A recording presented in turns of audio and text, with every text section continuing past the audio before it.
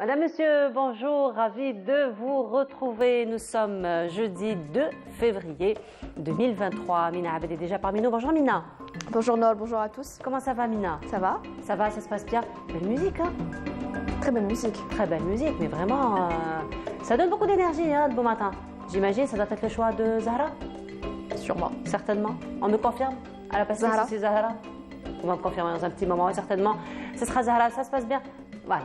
C'est Zahra. Ça peut être que Zahra. Merci beaucoup, Zahra, pour cette belle note musicale qui donne beaucoup d'énergie, hein, d'ailleurs. Ça nous emmène aux Caraïbes, un petit Exactement, peu, musique, quelque part. Quelque part, voilà. Ça va, Mina? Ça se passe bien? Très bien. Très bien, alhamdoulilah. Alors aujourd'hui, tu vas nous emmener quelque part, comme chaque jeudi? Cette fois-ci, on va descendre.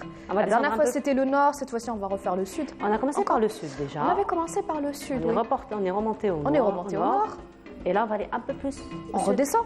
On redescend un peu plus. Un peu plus, oui. Du côté de Janet. De Janet. Tu vas nous emmener à ce grand musée à ciel ouvert, finalement. Un musée à ciel ouvert, juste magnifique. Voilà, et puis on rappelle qu'il a été classé patrimoine mondial par l'UNESCO en 1982. Exactement. Voilà, il fait partie de cette merveille d'Algérie. Donc Mina Abed nous emmènera à Janet. Ce matin, nous parlerons également de zones humides puisque nous commémorons, nous célébrons, nous marquons la journée internationale des zones humides. Et bien entendu, beaucoup de zones humides sont recensées ici en Algérie. Plein d'autres sont classés site Ramsar vu leur importance déjà par rapport à la création de microclimats, mais aussi de très très jolies zones qui permettent un petit peu l'immigration des oiseaux. Oui, n'est-ce pas? C'est pour bientôt, hein, à partir de voilà, à partir de franchement, février, je ne mars. sais pas. Voilà, si à partir de février-mars, on pourra voir déjà les flamants roses. De quoi? Les flamants roses. Ah ouais, les flamants voilà, roses. Au niveau des zones humides. Oui, oui, Mhm. c'est vraiment très très joli à voir, vu aussi leur importance déjà sur le plan climatique, mais aussi sur le plan économique. Nous en parlons ce matin en compagnie de nos invités. Nous parlerons également ce matin de boxe thaï. Ça te dit? Tu aimes bien? C'est violent. Mais alors? Et alors? C'est beau. Oui, mais voilà, c'est un sport. Bon, c'est un sport. Mais c'est vrai que les C'est un sports, très beau sport. mais c'est vrai que les sports, les Tous arts les- martiaux d'une manière Non, générale, mais- ceux qui les pratiquent, ils sont beaucoup plus sages. Hein, ce qui Ils sont paraît. ils sont très sages, mais tous les sports comportent des risques. Voilà, comportent Voilà. des risques. Mais là, c'est beaucoup de violence quand on voit comme ça, quand on ne connaît pas. Mais effectivement, ceux qui pratiquent ont quand même la maîtrise de soi, le contrôle de soi. Exactement, le contrôle de soi. Ils savent où taper pour ne pas trop faire de... Ou faire du mal. Ou peut-être Non, c'est pour pas faire du mal pour faire du mal, non. Mais non. Voilà, mais bon, ça c'est Non, les scénarios des films. Hein, Voilà, ça c'est finalement. les scénarios des revient films, un le petit peu. héros voilà, qui doit gagner contre le méchant et tout. C'est toujours la même Voilà. chose. Hein. Effectivement, et nous resterons toujours dans le sport et ce grand rendez-vous qui va prendre très très bientôt fin, le CHAN, donc le CHAN, championnat exactement. d'Afrique des Nations. Donc c'est pour bientôt la finale. L'Algérie est qualifiée. Tu as vu le match Algérie-Niger? Non, j'ai pas vu. T'as raté. Non. Franchement, c'est le seul match que j'ai pu voir. C'est hein. vrai? Eh ben, parce qu'il y a eu Et t'en deux es buts. fière? Non, parce que je te dis pourquoi. Voilà. Ouais, parce qu'il y a eu 2 buts au départ. Alors je me suis dit, bon, ça va, il ne va pas y avoir beaucoup de stress. Parce que déjà, là, tu sais, avec le premier but, déjà, on a beaucoup. Ouais. Déjà, le moral. Mais quand le but arrive trop tôt, quand le premier but arrive trop tôt, Bah, c'est vrai qu'on déjà, stresse on a un peu bon plus. moral. Hein. Après le deuxième but, donc on se dit, bon, voilà. Ça Bon, va, c'est on vrai peut souffler un petit peu. C'est vrai qu'il va toujours y avoir des surprises. Mais quand on est au deuxième but, on est quand même un peu relaxé. Donc je me suis permise de regarder le match 5-0. Voilà, c'était le. Moi, je pouvais pas rater un truc. Il faut voir la finale, Et donc, alors, du l'Algérie, coup. voilà, est qualifiée pour la finale, Inch'Allah. Donc ce sera pour l'Algérie, bien sûr. Inch'Allah, on l'espère, hein, franchement, oui. Voilà. Oui, s'il vous plaît. On est arrivé à la fin quand même. On est arrivé à la fin, Voilà, autant gagner, autant avoir la coupe. Effectivement, Inch'Allah. En tout cas, c'est ce qu'on espère. Sarah Derbel sera parmi nous ce matin pour revenir donc sur les résultats. Déjà, les derniers résultats et puis le rendez-vous de la finale et puis même la clôture. Samedi. Promet d'être magnifique, hein, promet d'être grandiose tout comme l'ouverture. L'ouverture, exactement. Voilà. Et nous parlerons également ce matin d'un sujet aussi de sensibilisation, si on peut appeler les choses comme ça, parce que vous savez, dès qu'il y a l'hiver, On se chauffe bien entendu, mais après, faute de prévention, faute de contrôle, il y a le monoxyde de carbone qui fait beaucoup de dégâts. La protection civile donc endosse un petit peu la responsabilité de sensibiliser, d'intervenir quand il faut intervenir, et justement nous parlerons ce matin des dangers du monoxyde de carbone, mais aussi comment prévenir de monoxyde de carbone. Voilà un peu pour le menu de cette matinée. Merci beaucoup à Marie Maka qui l'a préparé pour nous. Mais sinon, tu nous donnes quelques nouvelles du ciel? Oui. Et comment? Et comment? Mais ce sera juste après cela.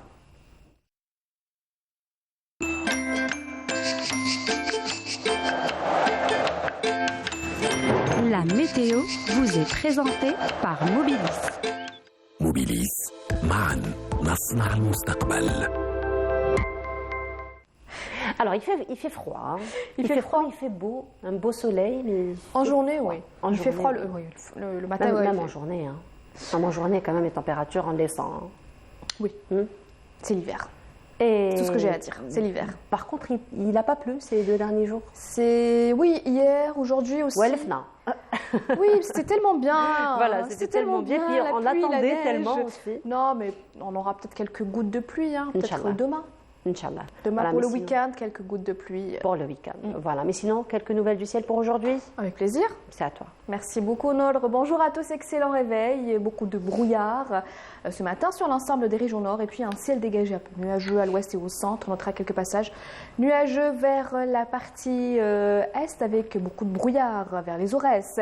Sur les régions sahariennes, on notera un ciel dégagé à partiellement voilé. Sur la Saoura, à l'extrême sud, le Gard et le Tassili, on notera quelques passages nuageux sur le Nord-Sahara ou encore les oasis. Les températures de cet après-midi, on notera sur la moitié nord, 15 degrés du côté d'Alger. On notera 16 degrés à Annaba, 16 à Oran, 12 degrés à Tiaret, 14 à Tizi Ouzou, on notera 10 degrés à Sétif, Constantine, Djelfa, Betna, 16 degrés seulement à Hassim Saoud, 14 à Radaya et Béchar, on notera 19 degrés à Tindouf, 18 à Adrar, 21 degrés à Insalah, 22 degrés à Ilizi, 22 également à Tamarasset et enfin 28 degrés.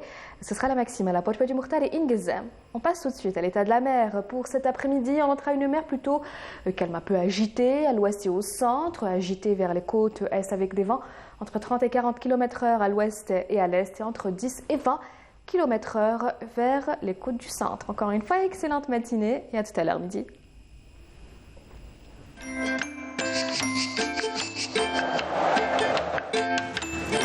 La météo vous est présentée par Mobilis. موبيليس معا نصنع المستقبل. Donc finalement, on constate une hausse de température, Mina.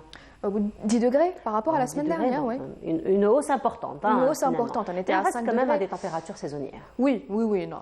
Ça reste quand même des températures saisonnières. Ça va. Pour l'hiver, c'est bon. En attendant le retour des pluies. Ben, on espère encore. on espère encore le retour des pluies. Des pluies, des neiges aussi. Oui. Voilà. Il y a notre ami Sissi qui voudrait aussi jouer encore avec la neige. Ben justement. N'est-ce pas, voilà. Sissi? Rien que pour toi, Sissi.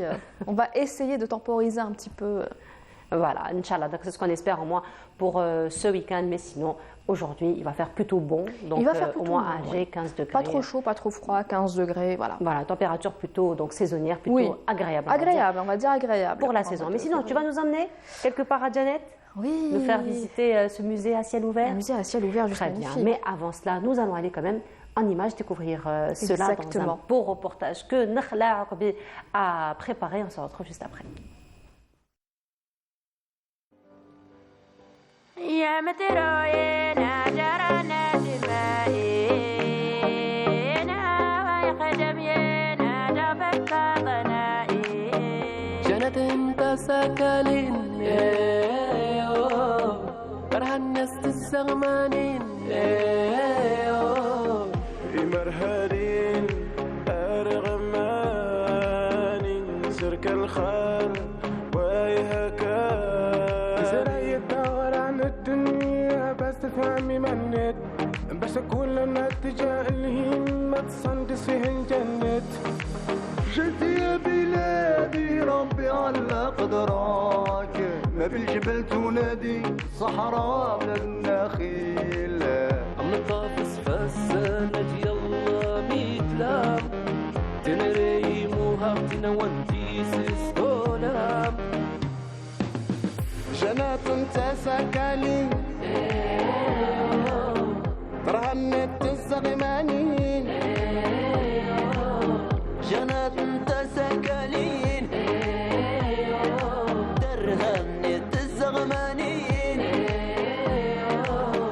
بلادي انا نبغيك انت بقلبي اهواك ساكن في بالي ديما ديما اوه يا بلادي زينة اوه يا بلادي زينة اوه يا بلادي زينة ان شاء الله ربي يحفظك لينا نكنك وتننا تسنز انا راه من الطاف سفوسيا نمدا اتجانت ديننا انت دغن وانا الطاف العاد نك صوتا سينجا جانتك لنا أقصتي سنولا تسيلي لنا نتقل سافلا سنار دفي وتدي ومستان منك تسري وما كان اللي وصار الهان مغارن دليا أظن جنت ورا سلمتات هاتي سلات تسيلي ونافتات مدان الدونات بلاد الخير وردة في الصحراء بلادنا نحبوها وحنا نردوها تاريخ جدود عمره ما يموت بلاد بن مهيدي والشيخ خمود من الطاف سفوسيا تكني ما يولاغن أكلنا أكلنا وين جنت انتايتي زارن هاتي فينا غدرارا أقول صراطنت لانيني وتيانا سوار ومسند سنار دفي وتدي ومستان منك تسري وما كان اللي وصار الهان مغارن دليا أظن. Et voilà, de retour sur le plateau, magnifique chanson Bladizina. C'est une formation donc, qui a été faite par plusieurs jeunes qui viennent un peu partout, donc des régions du Sud. Ils se sont formés au niveau de la maison de culture Atman Bali. Et voilà, ils nous ont offert cette magnifique composition. Pour le reportage de notre Arbi, on le verra dans un petit moment, hein, n'est-ce pas? Avec plaisir. Alors, on va rester quand même dans l'ambiance du Sud, n'est-ce pas, Mina? Évidemment, on est là pour ça. Et comment? Et donc, on prend le vol, on prend l'avion, on prend la route, on prend le train. Non, pas le train quand même. Pas le train. La route peut-être. La route, c'est un peu long, même si c'est très très beau. C'est très agréable. Très agréable. Il faut juste être un petit peu patient, peut-être. Pas un vouloir petit peu patient, faire la route. très patient. Très patient. Mais tu sais, c'est pas aussi ennuyeux que ça la route, hein, parce que quand on fait la route, on va se rendre compte qu'environ tous les 100 km environ, nous avons un paysage complètement différent. Le paysage est juste magnifique, du nord au sud. Voilà. Surtout si on fait la route, on va découvrir des choses magnifiques. Mais c'est exceptionnel. C'est loin. C'est loin. Oui, je suis d'accord. Pardon, mais c'est loin. Il y a des aventuriers, hein. Non, après, bon, s'il y a des petits points d'arrêt comme ça pour passer la nuit, pour se reposer, oui, pourquoi pas, si on part à l'aventure, oui. Moi, je pense qu'il faut peut-être le faire avec un groupe. Avec un groupe, partir à l'aventure, justement. Voilà, avec un groupe, il y aura plus d'ambiance. Mais il faut avoir des voitures faites pour ça, justement. Et surtout. Voilà. Surtout. Pas une petite voiture de ville. Oui, je suis d'accord. C'est pas possible de descendre au sud avec. Mais sinon, on ira par avion. Par avion, oui, comme le font la plupart. Oui. Oui, descendre à l'aéroport de Janet, avec l'accueil qu'on a en ce moment. Depuis toujours, hein. Depuis toujours. Depuis toujours, hein. Ils sont connus, les gens du Sud, par leur hospitalité, hein. Depuis toujours. Déjà, les Algériens en général. Mais alors, total. Non, mais dépaysement garanti. C'est dépaysement à 100%, total. On est coupé de la civilisation, on est coupé du monde, on est coupé de tout en fait. De tout ce qui est technologie, ondes négatives, on est coupé de tout en fait. Si on a envie de se reposer, d'avoir des ondes positives, de se retrouver justement voilà. Rien de tel que de descendre au sud, et pourquoi pas à Janet justement. Oui. Pour passer un petit séjour, quelques jours. Tu veux penser à combien de jours? Une dizaine de jours, pourquoi pas. Une semaine, une dizaine de jours. C'est vrai, pour un week-end, je trouve que c'est peut-être trop court pour un week-end, mais à partir de 5-6 jours. Non, 5-6 jours, moi je trouve que c'est... Voilà. 5-6 jours, c'est déjà très court, hein. On ne pourra pas faire le tour c'est impossible. De tout le parc national. Non. Le parc, il est immense. C'est impossible de faire tout le tour du parc en 10 jours. C'est franchement impossible. Mais au moins les stations les plus importantes, les plus marquantes, les plus connues le fait déjà d'y aller, Oui. c'est déjà excellent. Ah, je Et suis bien d'accord. sûr, ne jamais partir seul, avoir toujours un guide. Oui, surtout. Surtout avoir un guide, voilà, non, puisqu'il y en a qui essaient de s'aventurer Oui, de tout seul et s'aventurer, puis après, voilà, ils se perdent. Et donc, vaut mieux avoir un guide avec soi. Et le guide va vous faire pas le tour complet du parc, mais un petit tour, Un circuit qui est déjà un petit circuit, voilà, qui étudié est de déjà sorte- étudié pour faire un petit tour et découvrir surtout les gravures et les dessins rupestres. Exactement. Et on sait que le parc est connu par ses 15 000. On a 15 000 gravures et dessins préhistoriques. Voilà. Et c'est des gravures qui illustrent un petit peu l'époque où c'était verdoyant. Oui, Parce qu'il faut savoir que ça n'a pas toujours été un désert. un désert, effectivement. Exactement. Donc avant, c'était, voilà, on va dire que c'était une savane, il y avait de la verdure, des arbres, il y avait toutes sortes d'animaux, contrairement à maintenant. Il y avait on trouvait des girafes, on trouvait des rhinocéros, Les éléphants. des éléphants, même des crocodiles. Comme dit ma petite cousine, des crocodiles. Exactement. J'adore ce mot. Crocro. Crocodile. Crocodile. Il fallait que je le Voilà. dise, j'adore ce... Un peu plus haut, d'ailleurs, avant d'arriver à Janet du côté de l'Bayet de Naama, pour le crocodile, pour rester dans Pour le le crocodile, il y a eu des ossements qui ont été découverts de crocodiles. Des crocodiles, exactement. Ça, c'est une bonne info, ça. Voilà. Non, mais c'est vrai, un peu plus haut, mais on en parlera probablement un jour. Un de ces jours, oui. Un jour, donc du côté de Bayet Naama, De Bayet effectivement, Naama. il y a eu découverte de crocodiles, de poissons aussi, de coquillages. Même, non, mais on a même découvert... Oui, il y a même des poissons, dans quelques geltags, on peut trouver quelques poissons. Mais d'eau douce. Oui. D'eau douce, voilà. Évidemment. Évidemment. Évidemment. Bon, allez, on repart à Janet. On repart à Janet avec nos gravures rupestres. Donc, comme je le disais, on peut retrouver un petit peu l'évolution de la population qui était avant. Maintenant, on retrouve le mouflon à manchette. On peut en retrouver quelques-uns parce que, voilà, maintenant, en ce moment, il est un petit peu en voie de disparition, le mouflon à manchette. Donc, si vous avez la chance d'en voir un, profitez de cet instant et essayez de ne pas trop vous approcher, de ne pas trop le déranger. Voilà, admirez-le, regardez-le de loin. Voilà, ils risquent d'être très imprévisibles. Hein. Enfin, ils sont très imprévisibles. Ils risquent d'être très dangereux à un moment donné. Donc voilà, voilà. Vaut mieux les admirer, mais de loin, ne De pas loin. les déranger dans leur petite routine, dans leur petite vie. Ne pas les déranger et les regarder de loin. D'accord. Donc voilà, et en ce moment justement, on retrouve beaucoup de touristes qui viennent à Janet. Il y a des vols en ce moment directs. La bonne nouvelle. C'est la bonne nouvelle pour les touristes. D'autant plus qu'il y a ouverture depuis quelque temps. Depuis quelque temps, exactement. Une ligne directe Paris-Janet. Une ligne directe Paris-Janet. On a eu 2000 ou 3000, à peu près 2000 ou 3000 touristes pour l'année 2022 et 17 000 touristes locaux, bien sûr, algériens. Et on espère que cette année 2023, avec cette ouverture justement, on espère avoir beaucoup plus de touristes. Et c'est une aubaine justement. C'est une aubaine, effectivement. Ça va faciliter déjà l'organisation un petit peu du voyage que de faire l'escale et perdre donc un peu plus de temps. Justement, on va voir, Mina, toute cette organisation de ce vol direct Paris-Janet. Et cette fois-ci, c'est effectivement Al Arbi. On se retrouve juste après. Le choix de la wilaya de Janet, première wilaya au niveau national, a bénéficié des nouvelles procédures souples d'octroi du visa n'est pas fortuit. Le joyau du Tassinin Adjer est sans conteste la vitrine idéale pour insuffler une nouvelle dynamique au tourisme saharien. Les premières impressions recueillies auprès des premiers touristes étrangers ayant bénéficié de ces facilitations le confirment. Parce qu'il y a beaucoup de gens en France qui faire des formalités, ils en font déjà au quotidien, ça les ennuie beaucoup.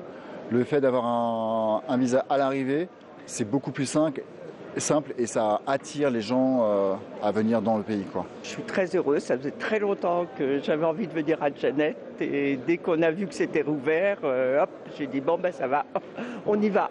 Le voyage s'est très bien passé, très rapide avec un vol direct depuis Paris et une obtention pour les visas très simple, tout a été très rapide. Vraiment c'est un plaisir de venir. C'est vraiment super beau, il faut venir.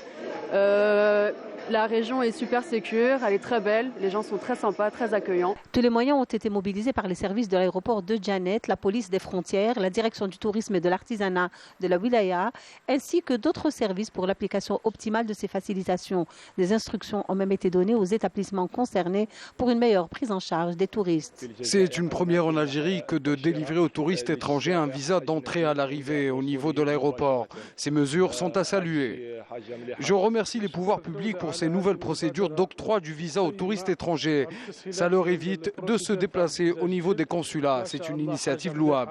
C'était un souhait, voire une requête émise par les habitants de Djanet et par les opérateurs du secteur du tourisme de faciliter les procédures. Et cela permettra d'encourager par là même le tourisme saharien en offrant aux touristes les meilleures prestations possibles. Le tourisme à Djanet est en plein essor. En effet, près de 3 000 touristes étrangers de 35 nationalités et 17 000 touristes locaux ont visité la capitale du Tassilin Adjer en 2022, selon les données de la direction du tourisme et de l'artisanat. Je l'ai dit. Voilà, de retour sur le plateau, c'était donc un reportage de Nakhla Al-Arbi, pardon, et donc elle s'est intéressée à ce vol qui a été ouvert, cette ligne qui a été ouverte, donc Paris-Alger, j'allais dire. Non, alors là, pas pas Alger du tout, hein, mais alors un peu plus bas, même beaucoup plus bas, donc Paris-Djanet. On revient à toi, donc Mina, et oui. On disait, donc c'était des gravures qui ont été découvertes en 1933. En 1933. En 1933, et justement, l'importance de ces gravures lui ont valu une classification universelle. Ah bah oui, classé patrimoine UNESCO, justement. Et c'est en 1982. En 1982, oui, exactement, oui, tout à fait. 1982. Et classé surtout,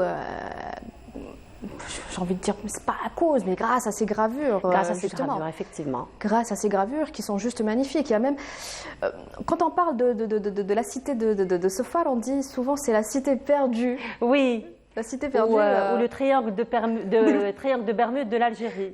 On en parle aussi. Exactement, parce qu'en fait, je ne sais pas si vous avez la même, si on a, si tu as la même impression que moi, mais de loin, on a l'impression que c'est des ruines, les ruines d'une cité antique. On a l'impression qu'il y avait des habitations. Tu sais, de loin, ça évoque autre chose aussi. Un labyrinthe. Ça évoque un labyrinthe, ça évoque aussi la planète Mars.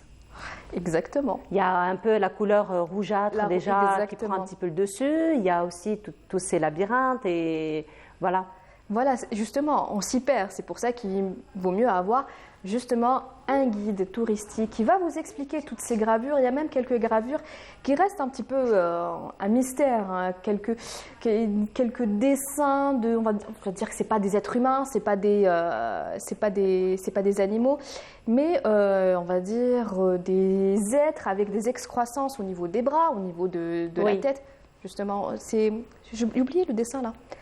Un géant avec des cornes. Oui, très connu, très connu. La gravure, elle est très connue. Ça reste toujours un mystère. Et justement, le New York Times a classé le Tassilin Adjer parmi les endroits à visiter en 2020. Parmi les 50 meilleurs endroits à visiter. Les 50 meilleurs endroits, justement. Donc, 50 déjà, c'est très restreint. Hein. C'est très restreint parce que, voilà, pour faire ce petit classement, il faut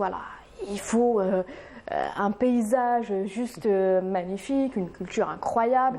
Et justement, le Tassilin Adjer figure parmi ces 50 destinations à faire en 2023. Il faut savoir aussi que le Tassilin Adjer fait 8 fois la taille du parc de Yellowstone. Waouh! Ça te dit qu'on aille voir le reportage qui a été fait par notre ami Walid Yousfi, justement par rapport à cette classification parmi les 50 meilleurs endroits à visiter. Allez, on va regarder ce reportage donc, de la classification du Tassilin Adjer parmi les meilleurs endroits à visiter absolument en 2023 par le New York Times. On se retrouve juste après. Le New York Times a tranché. Le Tassilin Adjer fait partie désormais des destinations à visiter en 2023. Les raisons sont nombreuses. L'art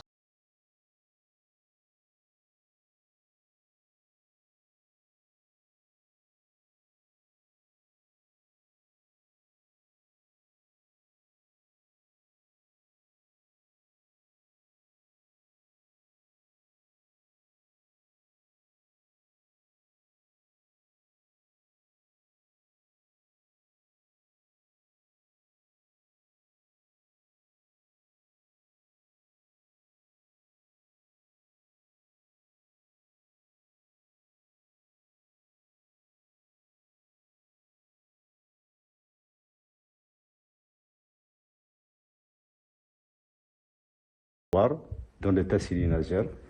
Et là, ces tableaux, ils représentent une scène pastorale où on voit des personnages avec les bifs et les girafes. Dans le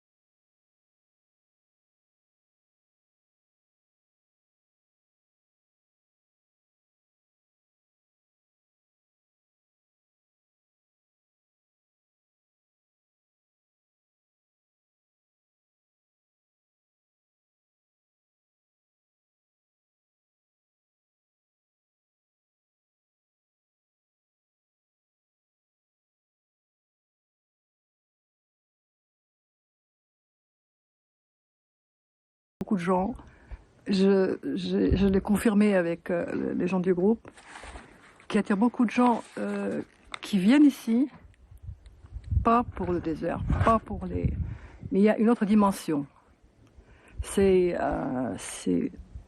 la paix intérieure. On a l'impression qu'on se retrouve soi-même.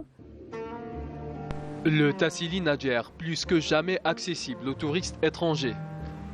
En effet, ces touristes peuvent se réjouir après les dernières décisions prises par le ministère de l'Intérieur. Les visas leur sont accordés à leur arrivée. On a des facilités pour obtenir nos visas depuis peu de temps, mais il faudrait que ce soit encore mieux et encore plus.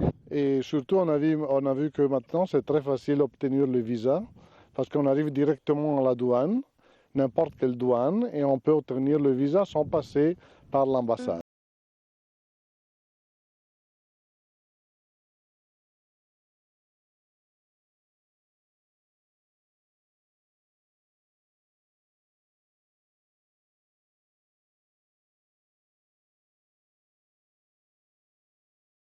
Une nouvelle découverte.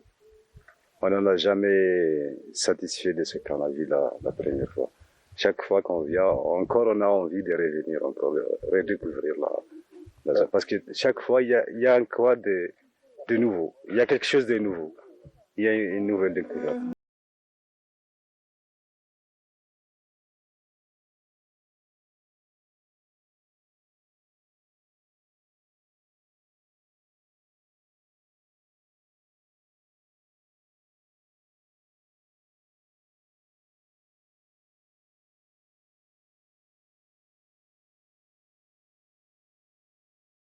Bateau envoûtant, ensorcelant, qu'est-ce qu'on peut dire? Il n'y a pas de mots. Il n'y a pas de mots. Il n'y a pas de mots, ça donne juste envie d'y aller, en tout fait. Simplement. D'y aller tout simplement, de se ressourcer. On aurait dit qu'on est sur planète Mars. Hein. Justement, en parlant de ça, il y a justement un photographe américain qui est venu justement pour visiter le Tassili Najer. Oui. Il a tellement aimé, il a tellement été imprégné par ce paysage magnifique, il est retourné aux États-Unis. Ça lui a fait rappeler un petit peu la planète Mars, justement. Voilà. Donc, qu'est-ce qu'il a fait? Il est retourné aux États-Unis, il a ramené une petite tenue de cosmonaute. Il est revenu et il s'est pris en photo avec la tenue de cosmonaute. Je vais essayer de vous ramener, on va essayer de ramener les images pour la prochaine fois. De toute façon, on aura toujours beaucoup de choses à dire sur Janet, effectivement. Exactement, et encore, et encore, et encore. Oui. Et donc, avec ces photos-là, on avait juste l'impression que voilà, il y avait un cosmonaute sur la planète Mars avec ses paysages. Et ça aurait fait un trempe-l'œil, carrément. Exactement, mais c'est juste incroyable. Il faut juste modifier un petit peu les couleurs, ajouter un peu de rouge par-ci, par-là, et puis c'est bon. Peut-être la lumière.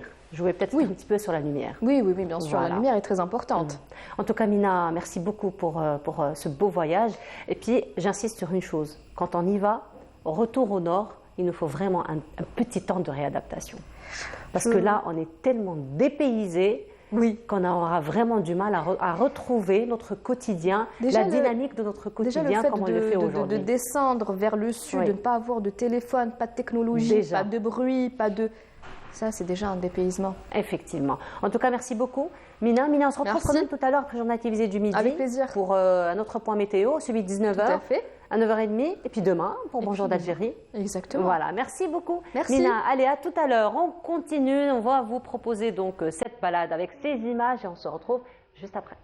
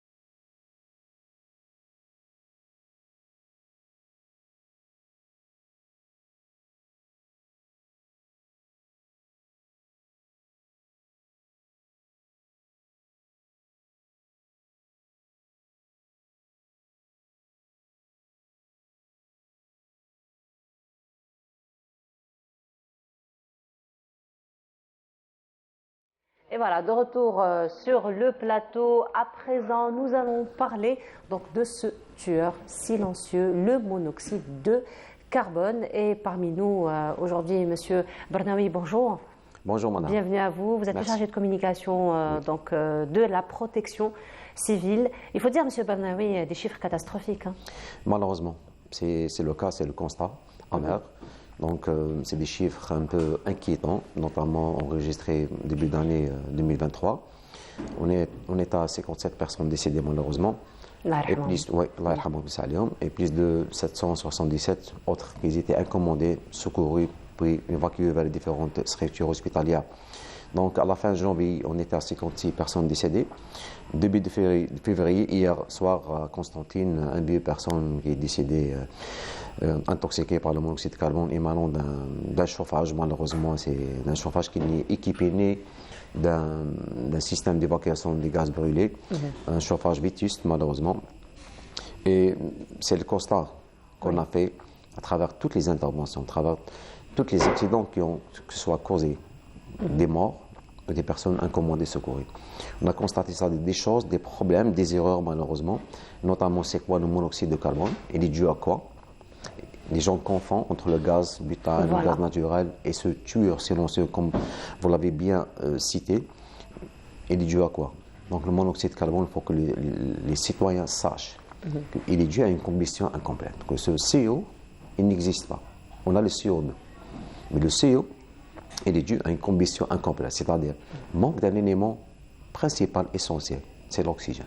Quand il n'y a pas d'oxygène, quand on ferme tout, on ne fait pas renouveler l'oxygène, l'aération, donc il y a combustion incomplète, c'est le CO qui est dégagé, malheureusement, c'est un gaz très toxique, donc tout dépend le pourcentage, la concentration de gaz au niveau du domicile où on est, c'est-à-dire 1%, 2%, 3%, 10%, c'est la mort immédiate. Donc certains 2 heures, 3 heures, certains un quart d'heure. Il y a aussi une intoxication chronique, c'est-à-dire il y a toujours des taux faibles, on est en train de respirer, mais peut provoquer des séquelles, des maladies, des oublis, manque de concentration, des formations pour le fœtus, pour la femme enceinte. Mais l'intoxication aiguë, elle provoque le décès et des fois des gens qui sont inconscients, le coma, Ils doivent suivre, c'est-à-dire être évacués à l'hôpital pour se mettre sous l'oxygène. Ils suivent aussi chez des spécialistes pour des contrôles réguliers. Et justement, M. Barnaoui, il faut dire que la campagne de sensibilisation se fait chaque année. Oui. Et vous, autant que protection civile, vous vous donnez cette responsabilité justement de sensibiliser, vu que vous êtes les premiers à intervenir sur terrain. Et la campagne de sensibilisation commence généralement tôt.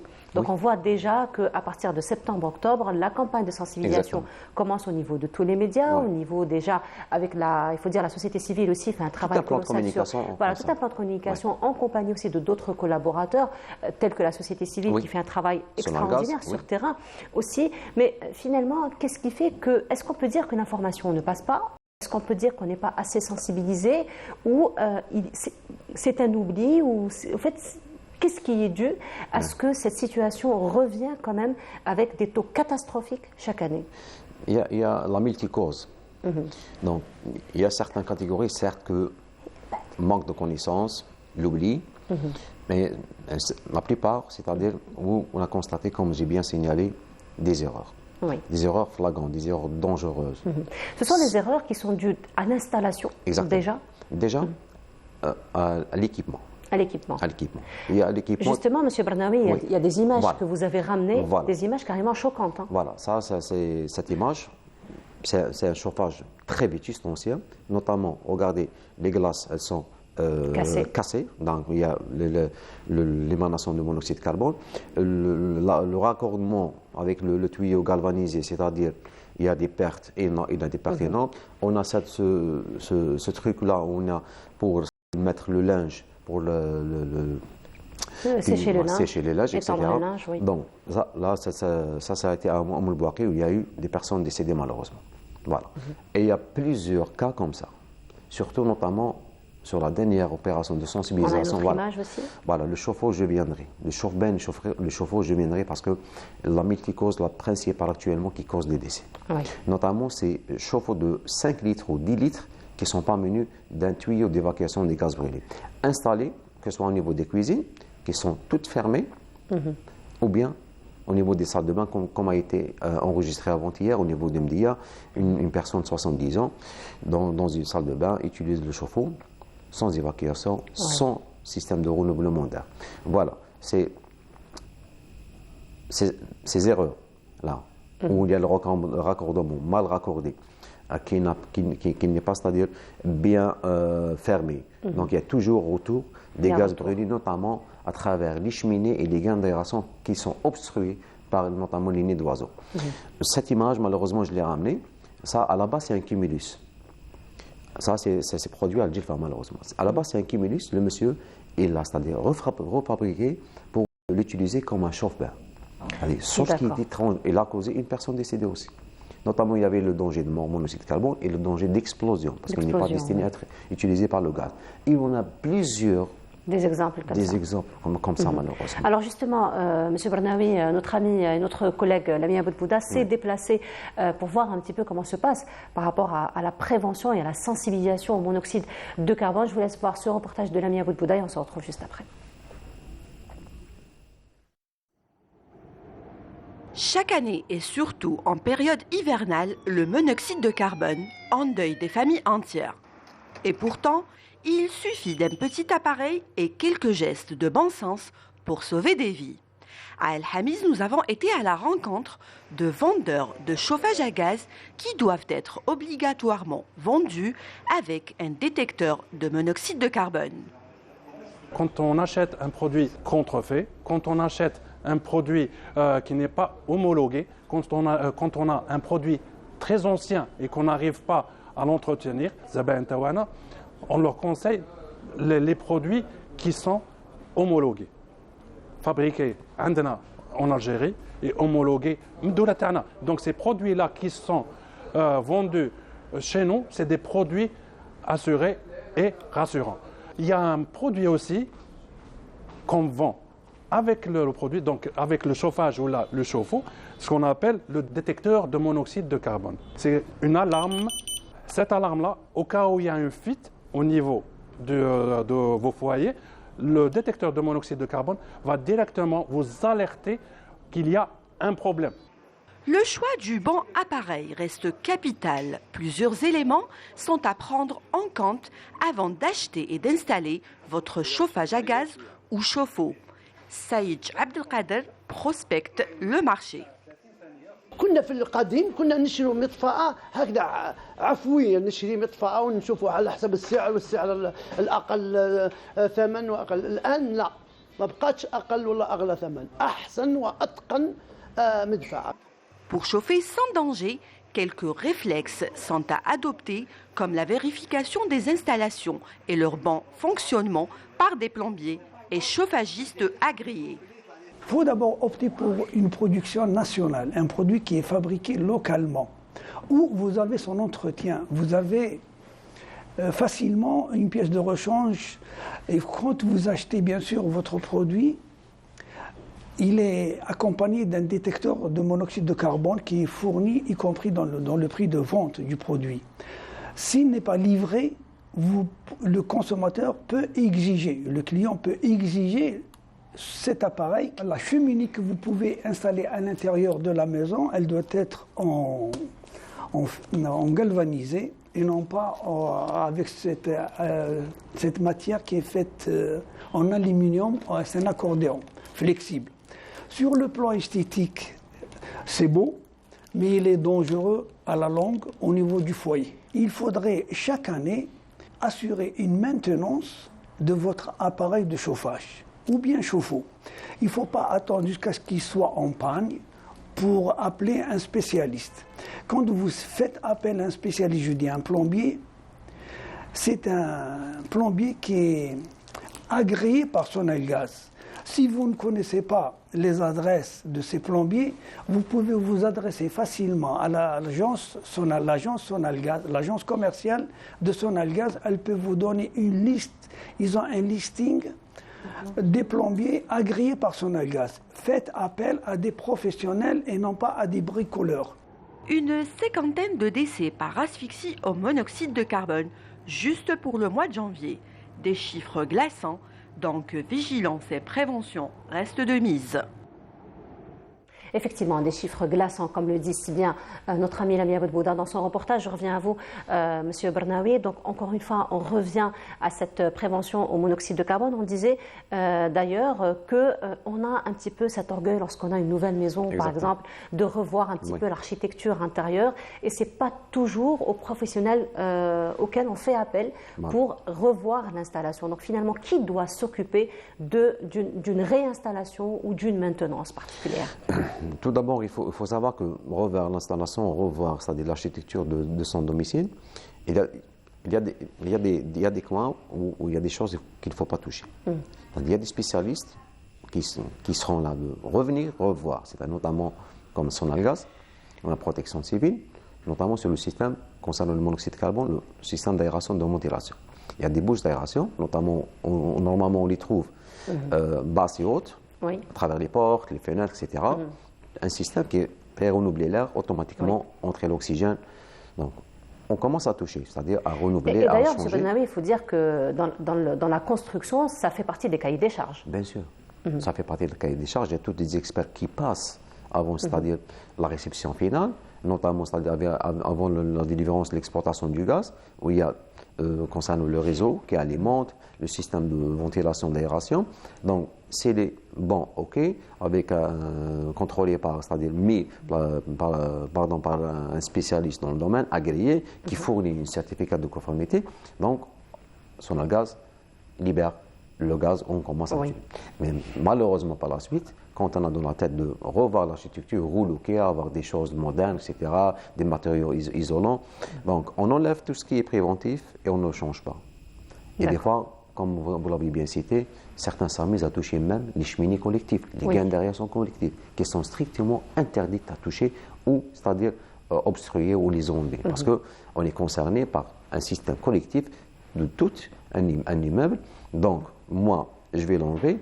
Ceux qui sont en dessous, tout le monde peut mourir en mineur. Il y a toujours les retours du gaz brûlé et c'est la catastrophe. Et ça a été enregistré les années précédentes. Effectivement. Ça a été enregistré les années précédentes par l'inconscience et des gens qui ne font pas des appels.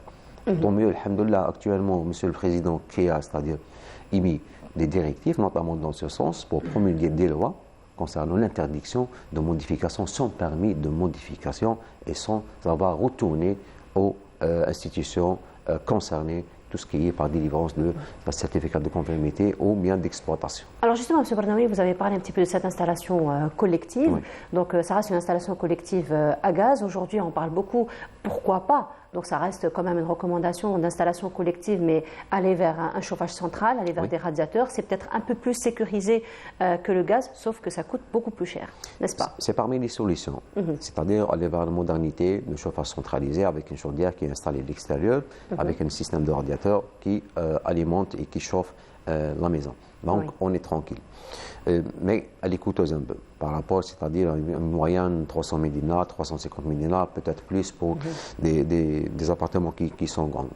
Mais il est toujours bien de trouver des outils pour la mettre à la disposition de tout le monde, notamment par facilité, trouver peut-être des prêts bancaires pour permettre aux différents citoyens de s'approcher et s'équiper de ce système qui permet de réduire le nombre des risques. Parce que j'ai parlé d'un constat amer sur le terrain. Parce qu'on a vu comme les photos, il y a des milliers de cas malheureusement. Il y a des milliers de cas des gens qui ne peuvent pas s'acheter, des gens non, qui ont les moyens, mais pour eux, il est en marche, il est en bon état. Mais c'est une catastrophe, c'est une bombe à retardement. C'est-à-dire, quand on pose la question, ça fait combien de temps que vous êtes dans cet état? Et certains vous disent 2 années, 3 années, rien ne s'est produit. Bah oui. Vous ne ressentez pas des symptômes comme ça, des maux de tête tout le temps? Oui, des fois on a des maux de tête, on a des nausées, on a des problèmes d'estomac. Mais non, c'est le monoxyde de carbone. Après, on passe à autre chose, on passe à l'automédication. Allez, on va prendre du paracétamol, allez, on va prendre. Des cas où on a vu que les gens, ils ont fait appel à Raqi, l'imam. Et c'est le monoxyde de carbone qui a pratiquement presque tué la femme. Certes, ça c'est le moyen de chauffage. Le chauffe-eau, que je voulais revenir, parce que les gens confondent entre le 5 litres et le 10 litres. Le 5 litres, malheureusement, on le trouve maintenant en vente sans un système d'évacuation, mais il faut que les gens sachent que son utilisation, elle est réduite, elle est limitée plutôt au niveau de la cuisine. Ça, c'est sans évacuation. Une personne décédée. Ça, c'est un tabona. Une maman qui est en train de, c'est-à-dire, faire une douche à ses enfants, s'échauffer avec la tabona dans la cuisine et chauffer l'eau et chauffer le lieu en même temps. Mais la tabona, c'est un instrument très dangereux qui n'est pas destiné au chauffage, qui est destiné à l'utilisation dans des endroits très aérés, à l'extérieur, pas à la maison. Et cette année, il y a eu des dizaines de morts par la tabona, notamment utilisée dans les salles de bain ou bien dans les cuisines, ainsi qu'à l'intérieur des chambres et même au poste de gardiennage au niveau des chantiers. Des chantiers, voilà. Et justement, toujours parlons c'est encore intéressé donc, à l'intervention justement de la protection civile sur terrain, à la prévention. Encore une fois, on regarde ce reportage et on se retrouve juste après. Suite aux perturbations climatiques, notamment les chutes de neige et de pluie annoncées par la météo, de Bouira appelle les citoyens à davantage de prudence et de vigilance et à suivre les consignes de sécurité afin d'éviter les dommages qui peuvent survenir dans de telles situations. Plusieurs routes ont été bloquées suite à ces intempéries. Des personnes bloquées par la neige ont été secourues durant la nuit de jeudi-vendredi par l'unité de la protection civile au niveau de Tigjda. Une autre opération de secours a été menée vendredi matin où un autre groupe de touristes a été sauvé des affres du froid après une intervention périlleuse menée par le groupe. L'une des meilleures idées que la direction de la protection civile ait eue est la création des équipes du groupe de reconnaissance et d'intervention dans les milieux périlleux, et qui fut en 2006. La mission du groupe étant entre autres le sauvetage et le secourisme. Ce groupe, comme vous voyez, est tenu d'intervenir en cas d'accident ou de disparition de personnes. Des grimpeurs interviennent en partie dans les lieux périlleux, à savoir aux cascades, grands ravins, au milieu des bois et des rochers. Au niveau de Tigejda, la direction générale a opté pour mettre en place une équipe d'intervention en milieu périlleux, une équipe censée intervenir dans les milieux les plus extrêmes, surtout à Tigejda, vu les reliefs qui existaient au niveau du Tigejda. Alors, on est toujours placé au service des citoyens. Tigejda est un véritable joyau touristique. Ce n'est donc pas par hasard que le site draine tout au long de l'année, été comme en hiver, la grande foule. Mais la prudence reste tout de même de rigueur. Très très beau, j'ai déjà venu les années 90, je faisais du ski, voilà. Et c'est la deuxième fois, c'est un très beau site. J'invite les gens, j'invite la population, le territoire national de visiter ce site. J'étais venue déjà quand j'étais petite, alors je suis revenue aujourd'hui. J'ai tellement adoré l'endroit, c'est tellement beau. Alors j'invite tout le monde à venir et à s'investir dans le tourisme algérien aussi.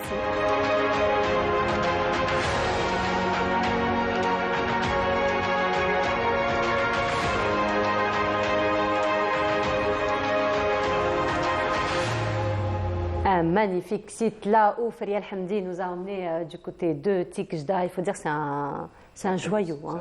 C'est vraiment un endroit magnifique qui draine d'ailleurs beaucoup de touristes. Raison pour laquelle d'ailleurs la protection civile, donc c'est vrai que c'est un très beau site, mais il n'est pas sans risque. Exactement. Donc c'est la raison pour laquelle vous avez toute une stratégie finalement d'anticipation par rapport à votre intervention s'il y a accident, n'est-ce pas? Oui, on l'a vu d'ailleurs dans le reportage de Faria El-Hamdi. Exactement. Il y a des équipes mobiles. Des fois, il y a des unités qui sont de proximité, notamment Tigejda, c'est un site touristique qui est très connu. Donc, on a une unité spéciale, notamment les équipes spécialisées, c'est le GAMP, les équipes d'intervention et de recherche en milieu périlleux. Donc, c'est des équipes, pratiquement, en général, c'est des grimpeurs. Ils interviennent dotés de matériel qui permet de grimper, monter, accès au relief difficile. Mais, c'est-à-dire en général, les équipes mobiles, à l'instar des autres wilayas, dès qu'il y a le BMS. Et que le BMS, il est détaillé, analysé, décortiqué. Donc par la suite, il y a des recommandations qui sont envoyées aux wilayas, donc mettre des unités en alerte. Les unités en alerte, c'est-à-dire préparer les effectifs qu'il faut, le matériel qu'il faut, et par la suite, notamment création des équipes mobiles, aller dans des points stratégiques, notamment où on connaît, c'est-à-dire un peu les axes ou bien les points noirs, où ça peut avoir des accidents, ou bien les gens vont, c'est-à-dire venir en masse. Donc, ça nous permet de réduire le temps d'intervention et d'accompagner ces citoyens. C'est-à-dire, tout le temps, on voit des éléments de la protection civile, même s'il y a des appels, il y a des aventuriers qui veulent s'éloigner un peu, notamment ce qui s'est produit à Bouira, à Tigejda, à Sharia, à l'est aussi à Constantine Iskikda. Plusieurs personnes, ils étaient, c'est-à-dire aventuriers, ils se sont s'éloignés, coincés exactement. Il y a eu, heureusement, l'intervention rapide de ces équipes spécialisées qui peuvent, c'est-à-dire accéder à n'importe quel point, même des fois, ça tarde l'intervention 2 heures, 3 heures, mais on peut, c'est-à-dire arriver secourir à temps. Et le camp, c'est-à-dire voilà, parce que finalement, le plus grand enjeu de la protection civile, on va dire, c'est le temps. C'est l'enjeu du temps. C'est l'enjeu du temps. En ce temps froid, et on trouve des gens qui ne sont pas bien équipés, notamment pour ce temps neigeux. Même les aventuriers, ces gens qui veulent, c'est-à-dire camper, passer des nuits, il faut avoir un équipement très spécial parce que les températures chutent, notamment le soir ou bien la nuit, au-dessus du zéro. Donc il faut avoir un équipement vraiment spécial qui nous chauffe, des tentes, même le repas. Mais malheureusement, des fois, ces équipements font défaut pour certains gens, c'est-à-dire on les a trouvés dans un état avancé, très froid. Si on les laissait pendant quelques heures plus tard, pratiquement c'était le décès. Ou bien c'est des gens qui chutent, qui ont des entorses, d'autres accidents, des fractures, ou bien cernés, bloqués par leur véhicule dans des axes très éloignés. Notamment, je pense que le bilan était de 182 véhicules. À bord, c'était plus de 284 personnes. C'est-à-dire qu'ils étaient dégagés, sortis de leur véhicule et évacués des fois, certains vers les hôpitaux, certains chez eux par la suite, Chez eux, dégager les véhicules. On aide avec les services concernés. On retient un petit peu là aussi l'intervention de la protection civile par rapport à ce petit garçon, cet adolescent de 12 ans du côté de Chelera qui s'est aventuré avec son enfant. Là aussi, c'est un appel aux parents qu'on peut lancer donc, afin de pouvoir au moins accompagner les enfants pour ce genre d'aventure. En tout cas, M. Barnaoui, merci beaucoup d'avoir été parmi nous ce matin. Encore une fois, d'avoir sensibilisé et surtout d'être là, toujours sur terrain, pour intervenir à tout moment. Merci beaucoup à vous et à toute l'équipe donc, de la protection civile. On continue cette fois-ci, nous allons nous intéresser aux zones humides puisque nous célébrons la journée internationale des zones humides. Notre ami, justement, Rahim Abdelaziz, nous emmène du côté de Djidjel pour nous faire découvrir les zones humides de cette région et on se retrouve juste après.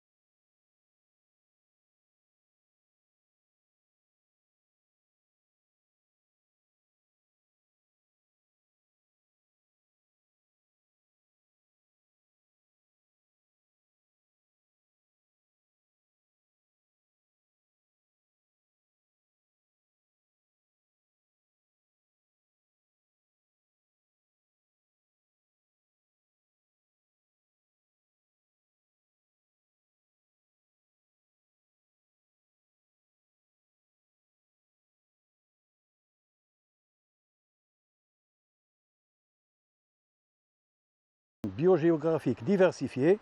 En l'occurrence, on rencontre le tamarix, l'aulne glutineux,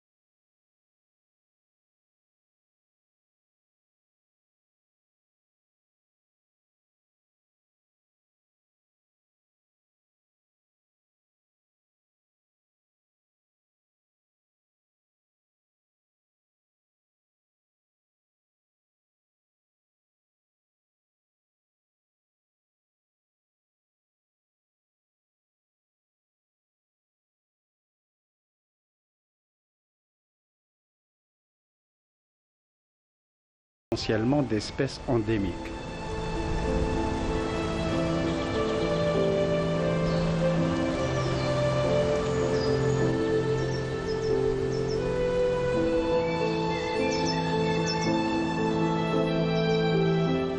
Et de retour sur le plateau, nous étions du côté de Bni Belaïd, dans la région ou dans la wilaya de Djidjel. Là, Rahim Abdelaziz, notre collègue, nous a fait découvrir donc, les zones humides de cette région. Nous en parlons puisqu'aujourd'hui, nous marquons la journée internationale des zones humides. Et ce sera accompagné de notre invitée, Madame Saïda Lawar. Bonjour. Bonjour, Bienvenue bonjour à téléspectateurs et merci pour l'invitation. Marhaba bek, et vous êtes donc la sous-directrice de la préservation du littoral, n'est-ce pas? Et des zones humides. Et des zones humides. Et voilà, il faut insister sur ça, surtout. Alors aujourd'hui, on célèbre la journée internationale des zones humides. Alors il faut dire qu'en Algérie, il y en a beaucoup, hein, des zones humides. Oui. N'est-ce pas? Exactement. Alors si on parle un petit peu de l'importance des zones humides qui se trouvent ici en Algérie, donc sur le plan déjà environnemental. Oui. Ce qu'on pourrait dire, c'est que on a compté à ce jour 2375 zones humides. On est gâtés, hein? Oui, exactement. La nature nous gâte beaucoup. Oui. Et on a 319 qui sont artificielles, parce que dans les zones humides, il y a les zones humides naturelles et il y a les zones humides artificielles. Donc, on a des marais, des sebras, des chottes, des oasis, des barrages, des oueds. Et on trouve ces zones humides sur le territoire national, au nord, au sud, à la steppe. Donc, ces zones humides qu'on doit vraiment préserver comportent énormément de services écosystémiques et rendent service à l'humanité et à la planète Terre. Vous savez que les zones humides vraiment stoppent les inondations. Oui. Ils épurent l'eau. C'est les zones humides qui renouvellent les réserves d'eau souterraines. Est-ce que ça a un impact, par exemple, sur la désertification? Ça stoppe la désertification. Ça aussi réduit l'impact des changements climatiques. C'est des puits carbone. Vous savez que les zones humides absorbent 2 fois plus que l'écosystème forestier, surtout les tourbières. Donc, avec ça, on pourra atténuer les impacts des zones humides. Quand les zones humides stoppent et, je veux dire, régulent l'eau et absorbe, donc évite les inondations, il y a une adaptation par rapport au changement climatique. Aussi, c'est des réservoirs de diversité biologique. Donc, avec aussi les espèces de poissons qu'il y a, participent à la sécurité alimentaire. C'est la nutrition pour l'être humain. Oui. Tout ça. Voilà, beaucoup d'avantages. Beaucoup d'avantages. Beaucoup d'avantages, c'est ce qui impose un petit peu la préservation de ces zones humides, la protection de ces zones humides. Et justement, aujourd'hui, c'est la journée internationale. Et la journée internationale, on va dire, bien sûr qu'on s'en occupe toute l'année, hein, pas seulement le 2 février, mais le 2 février nous permet de faire un petit peu une halte, de faire une pause, j'ai envie de dire, pour étudier justement ce qui a été fait, ce qui doit se faire encore. Et aujourd'hui, donc au niveau de votre structure, il va y avoir un programme pour, encore une fois, promouvoir surtout l'importance des zones humides, n'est-ce pas? Oui. Comme chaque année, à la célébration de la Journée mondiale des zones humides, qui coïncide avec le 2 février, c'est une journée qui vient commémorer la signature de la Convention Ramsar, convention qui est venue pour préserver les zones humides. Et c'est une des premières conventions, c'est en 1971, par rapport à l'importance de ces zones. Et l'avantage, c'est que, j'ai envie de dire, c'est qu'il y a plusieurs zones humides en Algérie qui sont classées Ramsar. Oui, il y a 50 sites classés Ramsar qui bénéficient du label international. Oui. Donc, pour célébrer cette journée, je dirais que le ministère de l'Environnement et des Énergies renouvelables a programmé plusieurs activités sur le territoire national à travers ses directions de l'environnement et les maisons de l'environnement. Pour ce qui est ici au niveau de la centrale, c'est une journée qui va être célébrée sous la présidence de Madame la ministre de l'Environnement et des Énergies renouvelables. Le site qui a été choisi, c'est au niveau du parc au niveau de l'Harrach, là où il y a l'Harrach, où il y a des travaux d'aménagement, parce que les oueds aussi sont considérés comme zones humides. Zones humides, effectivement.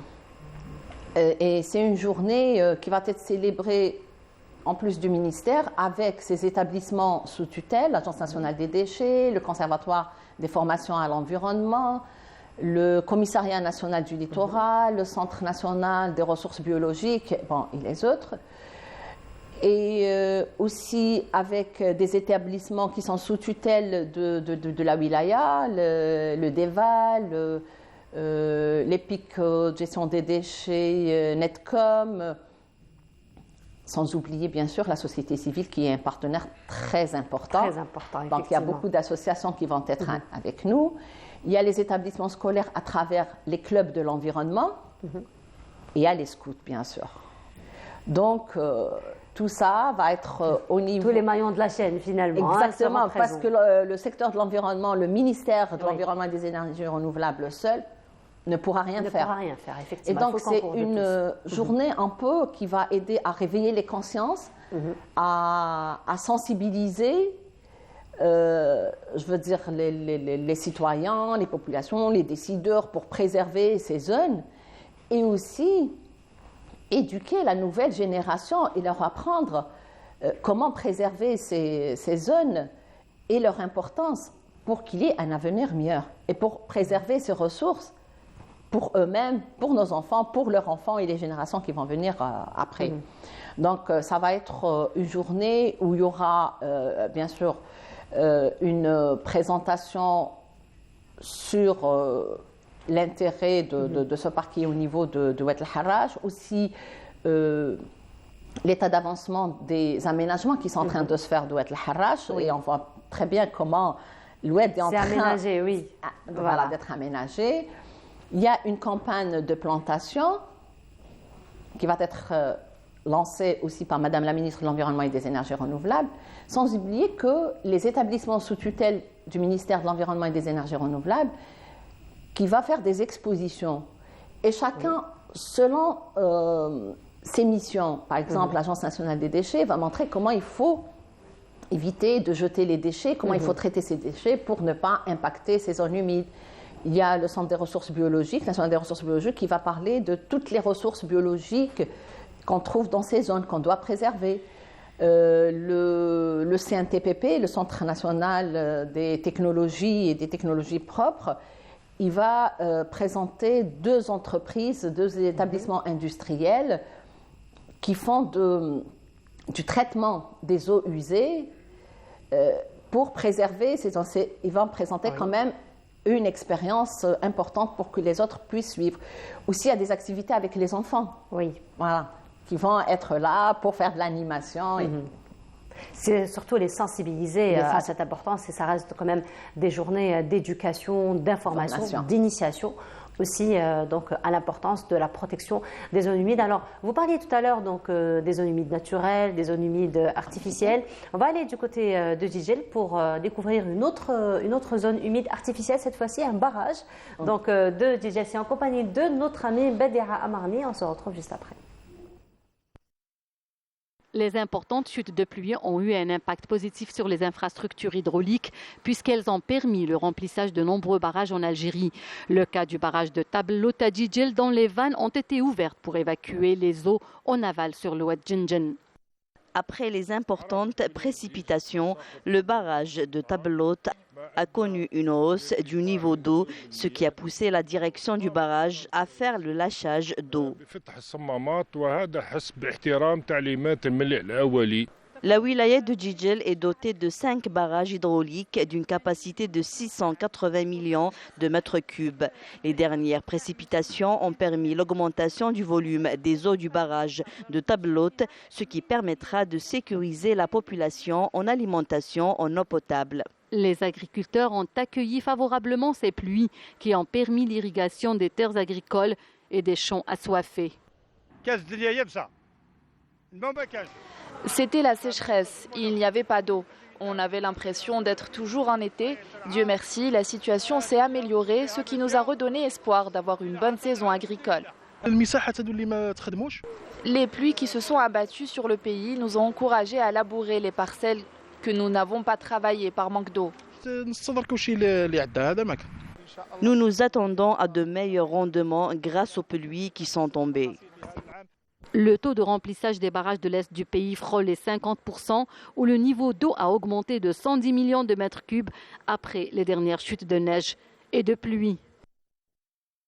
Il faut dire que ces derniers temps, nous avons été gâtés par la nature, sur le plan pluie, sur le plan neige aussi. Et justement, Madame Lawar, par rapport à la générosité du ciel, on va dire, sur le plan pluie, sur le plan neige. Donc c'est vrai que cette fois-ci, alhamdoulilah, il faut dire qu'au début, on a eu un petit peu la boule au ventre. Donc début janvier, il faisait toujours 20, 22 degrés, on était impatients. Alors justement, toutes ces pressions climatiques, j'ai envie de dire, quels sont un petit peu leur impact sur les zones humides? Ce qu'on pourrait dire par rapport aux pressions des changements climatiques sur les zones humides, ça veut dire que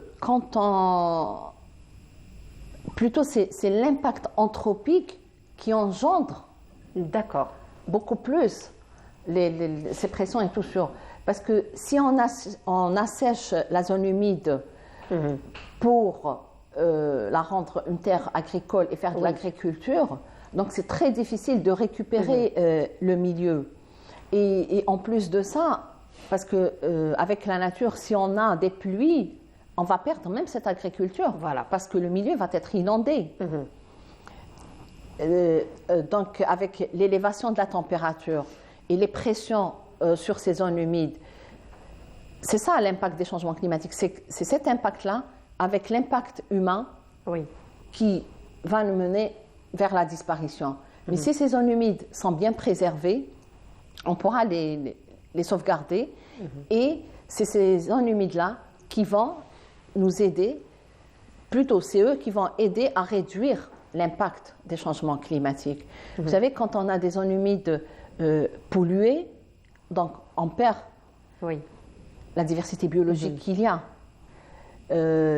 Aussi, si il y a un surpâturage au niveau, sur la périphérie, et toutes ces plantations sont détruites, donc automatiquement, il n'y aura plus le rôle de réduction de l'inondation, de réduire l'effet des tempêtes. Donc tout ça va accentuer l'impact des changements climatiques. Les changements climatiques. Et justement, Madame Lawar, il faut dire que ces journées, là on fait des haltes comme la journée d'aujourd'hui, ce sont des journées qui sont destinées à la sensibilisation, à l'éducation, à l'information, donc par rapport à tous ces impacts. Donc rendez-vous pris pour cet après-midi, c'est ça, à partir de 14h? Oui, cet après-midi à partir de 14h. À partir de 14h du côté d'El Harraj.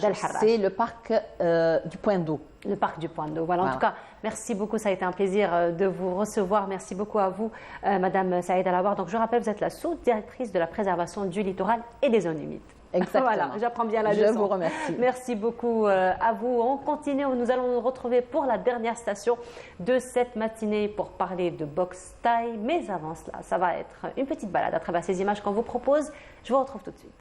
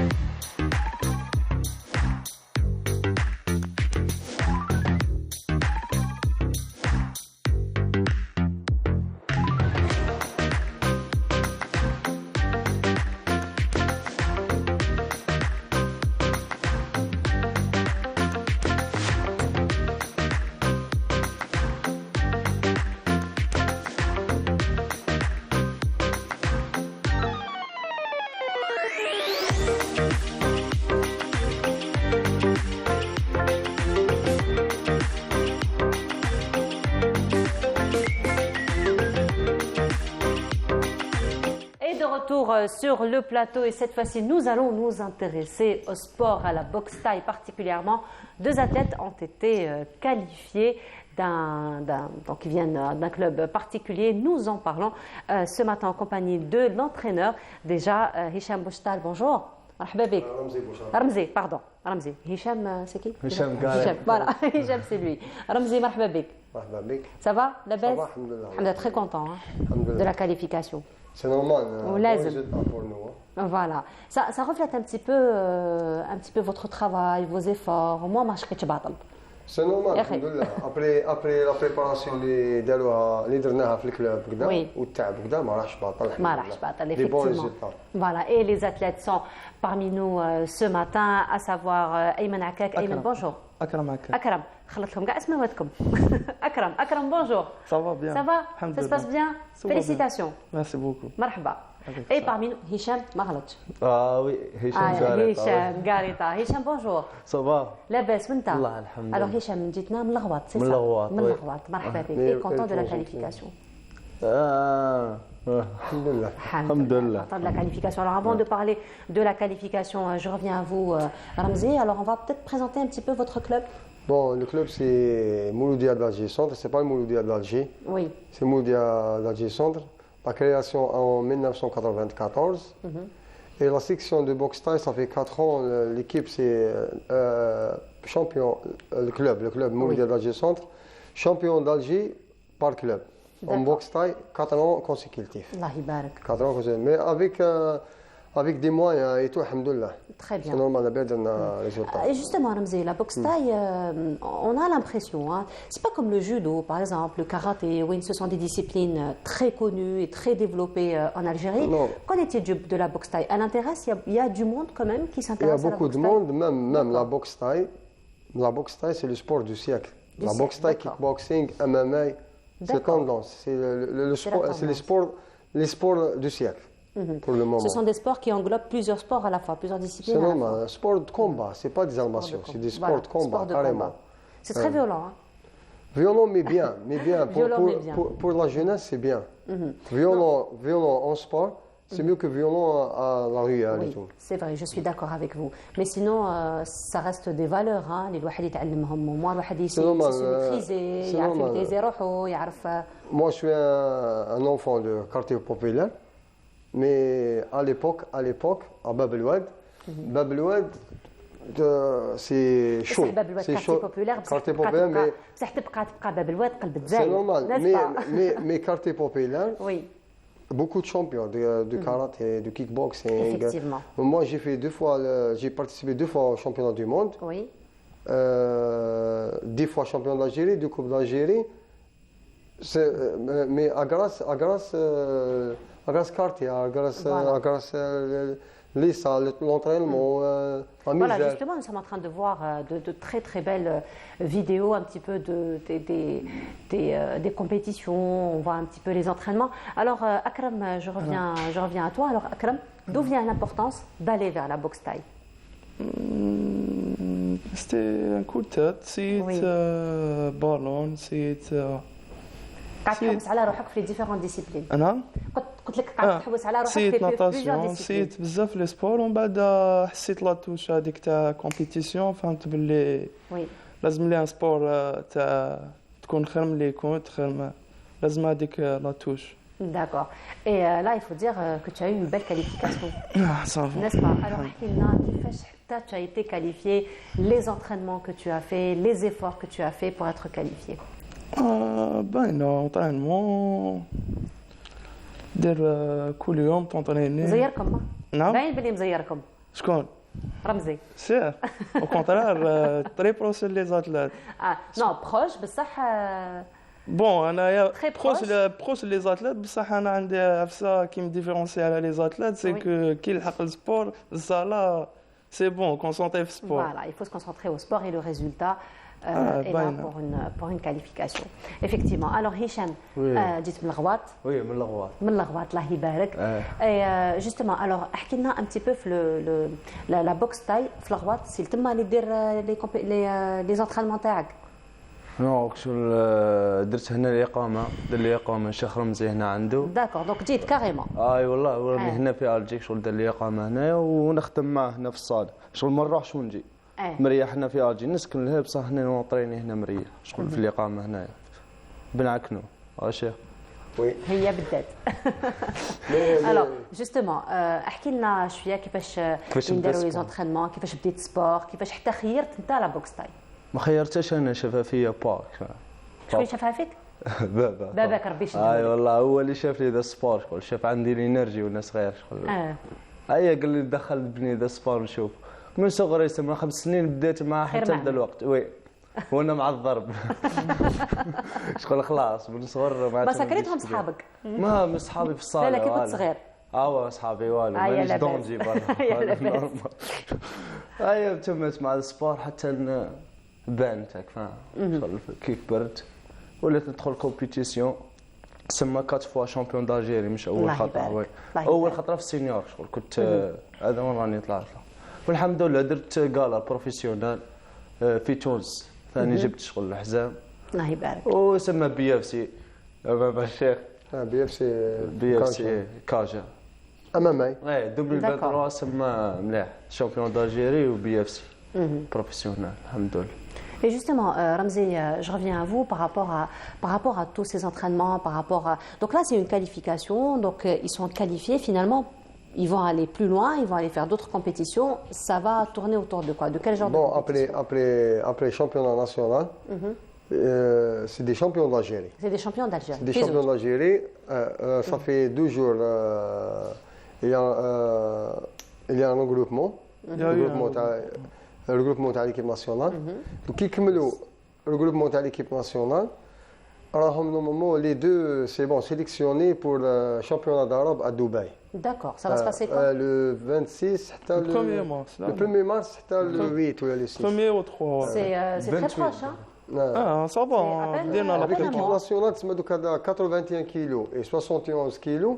Représentant de l'équipe nationale à Dubaï, championnat d'Arabe, Inch'Allah. D'accord, donc c'est très proche, hein, c'est même pas Ça fait 12 jours qu'il y a un stage, qui m'a fait un stage. Donc ils ont 3 jours, 4 jours, ils ont trouvé un stage d'autre. Donc c'est intense, hein, on voit que c'est un travail intense. Tu te prépares comment? Ça reste quand même une belle qualification, une belle épreuve, n'est-ce pas? On a les entraînements 2 fois par jour. Voilà. Quel est un régime alimentaire particulier? C'est bien sûr. Alors, c'est quoi comme régime alimentaire? Bon, donc, je peux dire. Ramzi, peut-être c'est quoi comme régime alimentaire? لا normal. عندك ريجيم بروتيني باش تهبط مليح الميزان وكايتيك préparé, qu'on a le jour du combat. Donc on voit qu'il y a beaucoup de sacrifices qui se fait, mais c'est toujours pour votre santé, n'est-ce pas? Bien sûr. Quand كانت مدلو عفسه مليحه يريبوندي لك عفسه مليحه تسمى كان.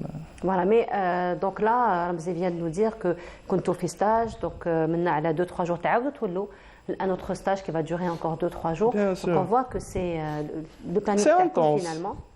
En période pré-compétitive. Pré-compétitif, même le régime alimentaire, le régime alimentaire qui m'a dit que la viande rouge, les derniers jours, la viande rouge c'est interdit. C'est interdit. حاجة مقلية اللي نحبوها احنا الجزائريين فريت والدنيا سي انتردي. كاين بزاف عفايس ولو انتردي سي بون. الصوماي لازم يرقد بيان، يرقد الصوماي تاعو يرقد بيان. 8 heures ويرقد بيان. 8 heures يرقدهم لازم. زيدي الماء تاعو يشربوا بيان، لازم كل سوا. رقاد كونيكسيون ما كاش كلشي هذه هايله هذه هايله كونيكسيون ما كاش ماشي باسكو لي جان تاع دوكا حنا وقتنا انا كي كنت في الشامبيون ما كانش عندي بورطابل تاع كونيكسيون دوكا عندهم كاع التاويل سي فري سا بيرتورب لا كونيكسيون سا ديكونسونطر ان تي بو بورطابل اتلات غراف انا من داك انا ما نكذبش عليك انا نسهر ونطوق خلصت لا كومبيتيسيون تاعي صاي خلصت الكارير تاعي خلصت مش ندير كي ندخل من داك في الليل ولا نبعث لهم بوان ميم با هاي ولا سلام بعد ان بوان شوف لاتليت ولا شاف في ولا شفتو في الصباح نهضر معاه ديالنا هاني بعث له وحده حسب بوكسي بعد هكذا اوب بعد نشوف اسكو فاضله تلقى واحد فاطن في الليل ما تفهمش معاه باسكو ولا نتايا انا نخدم معاك لي زونطيرمون نديروا لي زيفور تو با خدام كدا زيد طلع انا نخلي ما فامي ما بتيت فامي نخلي لي ويكاند مع لا فامي تاعي عندي دراري عندي كدا عندي لي زونفون تاعي نخلي داري ومن بعد ندير كاع الساكريفيس باش الاتليت يصح حتى الوحده تاع دير كونيكسيون ومن بعد كي يدخل في الرينغ انا ممبر ديال ليكيب ناسيونال كنت في ليكيب ناسيونال تسمى هذا الاتليت هذا الى ما عطاش الروندمون تاعو شباب وكان هكذا نتلوق كاع تسمى انا واش يصرى لي فوق الرينغ نتبهدل نروح كاع البالمارس تاعي باسكو هذا vous êtes découragé parce que vous faites tous ces sacrifices وماذا بك باسكو لا ريوسيت تاعهم لا ريوسيت تاع الانترناسيونال تسمى كي تروح انت شامبيونا الناس على بالهم بلي رمزي كان في ليكيب ناسيونال يخرج واحد مليح ما يخرجش واحد ميت كاع مي انا ما كنتش معاه في الدار في كونيكسيون كيش دونك تقعد تعس فيهم من داك بعد دي ميساج تكون بعد دي بوين ميم با سلام ولا بونجور ولا بونسوار من بعد دي بوين الا شفتو شاف في نعرف بلي هو نايض فوالا ايفيكتيفمون الوغ هشام مزيرك باسكو دوك انت راك بعيد على لا فامي وما راكش في الغواط ماكش مع صحابك ماكش مع الدار سيريو انا سيريو شيخ هذيك الخزره تاعك هذيك راهي شويه انا سيريو شيخ انا سيريو ماشي شوفوك شرب ماشي ولا يرقد ولا ياكل نورمال مالك مازال مالكش او بيعوا صاحبو شويه هذا يقول مو بيع معليش بيعك لصلاحك صح الله بيعك لصلاحك الوغ قول لي هشام لا بريسيون لو بلانينغ تاع كيفاش راك تورغانيزي في روحك باش تنظم في روحك باش تبريباري للشامبيونات تاع دبي المره الجايه ان شاء الله نقول كيما نقولوا للاسف سمعنا وفاه لونطرينور تاع ليكيب ناسيونال عندو البارح لاكسيدون شيخ كيما نقولوا المدرب الثاني الله يرحمه الشيخ مهدي كوتش درك الريغروبمون on présente toutes nos condoléances à sa famille à vous aussi parce que vous êtes aussi sa famille درك كيما نقولوا الريغروبمون راك فاهم ما نولوش ندخلوك ما يروحش يعيطوك تشرى الوفاه درك شغل تعتمد على روحك فاهم تخدم صباح وعشيه في الصاله وصباح الراحه باش ما كاش ما تهز بباطها والله تخدم فيزيك سورتو كو درك راك شامبيون دالجيري دونك لازم الواحد يشوف البعيد صح دونك لازم نجيبوش هذه شامبيون دارف لازم تولي لينا شغل بروميير فوا خاطرش ما خرجناش مع ليكيب ناسيونال كيفاش كاليتي يدير ريزولتا هذا عنده دي كاليتي ميم لي جان تاع السود كاع عندهم كاليتي لي جان تاع السود وخرج لنا واحد في الفوتبال انا طوف هذاك الفوتبالور اللي نهار دينا مع المروك كيما كي دينا كوب دافريك او خرج واحد من السود 200 دوف لي جان تاع السود عندهم بزاف لي كاباسيتي في الاتليتيزم كذا حنا ماذا بينا لي ريسبونسابل لازم يشوفوا شويه يفو فوار شويه لي جان تاع السود باسكو السود فيه بزاف دي كومباتون ملاح عندنا واحد في البوكس مبشر وخرج واحد اخر في البوكس من الغواط اللي جان تاع السود هذا عندك ما تدي من السود فوالا يفو جوست لي زونكادري لي زوريونتي باسكو السود كاين بزاف الناس ما على بالهمش لي جان تاع الصحراء وكذا سي دي جون ريزيستون فوالا يشدوا بيان ديجا لو كليما لوغ بيرمي ان بتي بو سيت ريزيستونس حنايا في الاتليتيزم كيما الاتليتيزم نلقاو بزاف